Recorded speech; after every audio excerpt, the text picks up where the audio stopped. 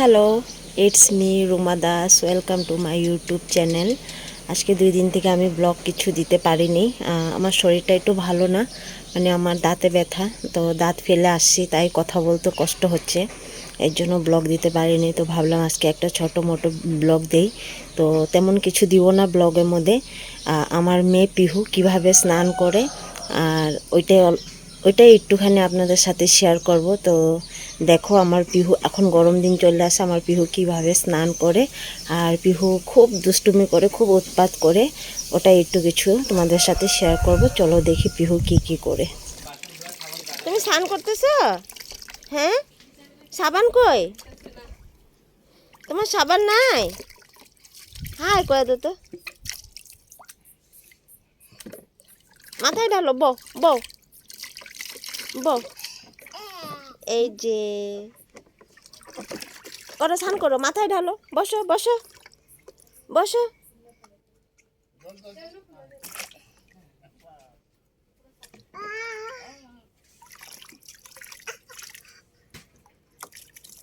পিহু, তুমি স্নান করো, স্নান করো, কিরকম স্নান করো? এরকম ঠান্ডা লাগবো। চলো হয়েছে, চলো চলো, মুখ ধো, মুখ ধো, মুখ ধুয়ে আনো। হয়েছে হয়েছে হয়েছে। দেখো, ওর মামি ওকে নিতে আসছে, ও রাগ হচ্ছে, ও জলের পোকা। দেখো, আজকে ও একা একাই স্নান করে নিয়েছে। দেখো, ও উঠবে না। হয়ে গেছে বাবু। চলো চলো।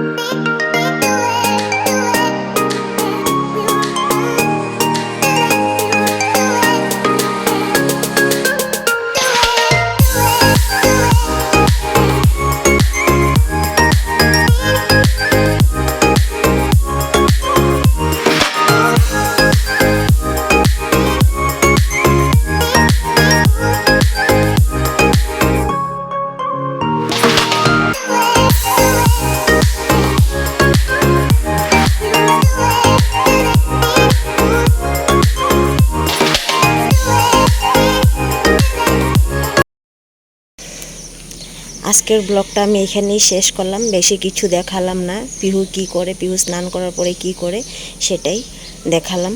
আর যদি আমার ব্লগটা যদি ভালো লাগে বা আমার পিহুকে যদি ভালো লাগে, তাহলে একটু আমার পেজটাকে সাপোর্ট করো, শেয়ার করো, সাবস্ক্রাইব করো, একটা লাইক আমার জন্য, পিহুর জন্য দিয়েই দিও। Bye bye.